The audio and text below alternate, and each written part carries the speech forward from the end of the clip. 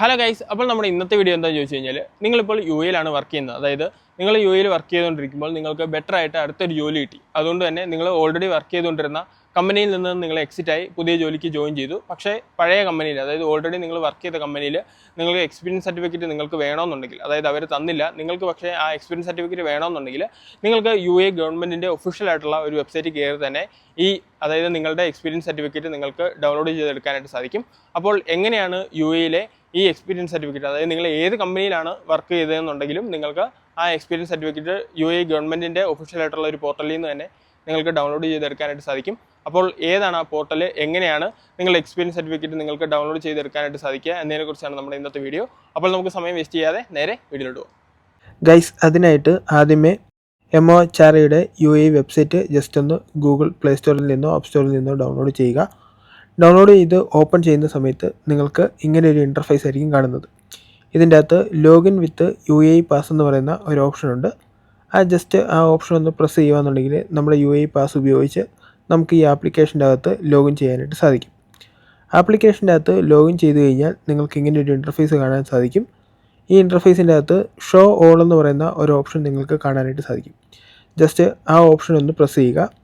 Press ചെയ്ത് കഴിഞ്ഞാൽ നിങ്ങൾക്ക് ഇങ്ങനെ ഒരു ഓപ്ഷൻ വരുന്നത് കാണാം. ഈ ഓപ്ഷൻസിൻ്റെ അകത്ത്, ഈ ആപ്ലിക്കേഷൻ്റെ അകത്ത് അവർ പ്രൊവൈഡ് ചെയ്തിരിക്കുന്ന എല്ലാ സർവീസസും നമുക്ക് കാണാനായിട്ട് സാധിക്കും.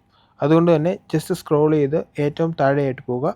താഴെ പോകുകയെന്നുണ്ടെങ്കിൽ എംപ്ലോയ്മെൻറ്റ് ഹിസ്റ്ററി സർട്ടിഫിക്കറ്റ് എന്ന് പറയുന്ന ഒരു ഓപ്ഷൻ നിങ്ങൾക്ക് കാണാൻ സാധിക്കും. ആ ഓപ്ഷൻ ജസ്റ്റ് ഒന്ന് സെലക്ട് ചെയ്യുക. സെലക്ട് ചെയ്യുമ്പോൾ നിങ്ങൾക്ക് ഇങ്ങനെ ഒരു ഇൻ്റർഫേസ് ആയിരിക്കും കാണുന്നത്. ഇതിൽ നമ്മുടെ ബേസിക് ആയിട്ടുള്ള ഇൻഫർമേഷനാണ് കാണിക്കുന്നത്.